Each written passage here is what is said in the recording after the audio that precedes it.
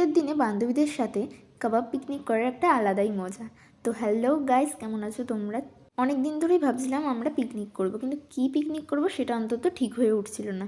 তারপর হঠাৎ ঠিক হলো যে কাবাব পিকনিক করব, কারণ শীতের দিনে কাবাব খাওয়ার একটা আলাদাই মজা। আমাদের ওখানে একটা বনুও এসেছিলো, ও চুপচাপ করে বসেছিল, আর আমরাও এখানে বসে রয়েছি। যেহেতু আমরা উনুন ধরাতে পারবো না, তাই জন্য কাকি এখানে আমাদেরকে একটু হেল্প করছিল। আর এখানে উনুন ধরানো কমপ্লিট হয়ে গেছে।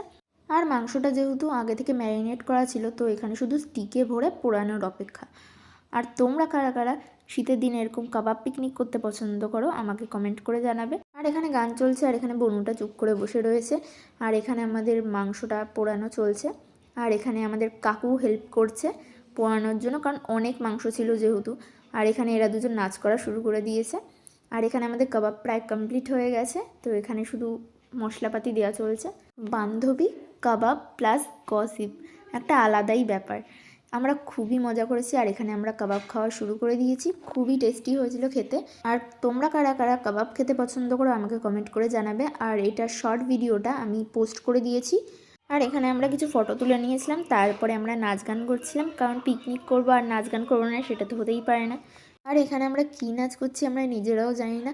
তো অবশেষে আমাদের পিকনিক শেষ হয়ে গেছে, তো আমি ওখান থেকে বেরিয়ে আবার বাড়িতে কিছুক্ষণ বসে, পাশের বাড়িতে বৌদির বার্থডে ছিল, তো সেখানেই চলে গেছিলাম। আর বৌদি এখানে কেক কাটছে, আর ছোটো ছোটো ভাই বোনরা এসেছিলো, অনেক খুব মজা হয়েছে। তো ওখানে গিয়ে ভাই বোনগুলোর সাথে খেলছিলাম। আর বৌদি তো এখানে সবাইকে কেক মাখাবেই, কারণ বৌদির গালে মাখিয়ে দিয়েছে। আর এখানে আমার ভাইকে ধরছে কেক মাখানোর জন্য, আর আমার ভাই তো কিছুতেই মাখবে না কেক, তো ওকে জোর করে মাখিয়ে দিয়েছে। এদিকে সবাইকেই জোর করে করে মাখিয়ে দিচ্ছে বৌদি, আর আমাকেও মাখিয়ে দিয়েছিল জোর করে গালের মধ্যে। আর আমার মা এখানে দাঁড়িয়ে আছে, আর এখানে ভাই, ছোটো ভাই সবাই বসে রয়েছে। আর এখানে আমরা খাওয়া দাওয়া করা শুরু করে দিয়েছি, আর এখানেও খুব মজা হয়েছে। তো আজকের ব্লগটা এখানেই শেষ করলাম। ভালো লাগলে লাইক, কমেন্ট, শেয়ার করে দিও।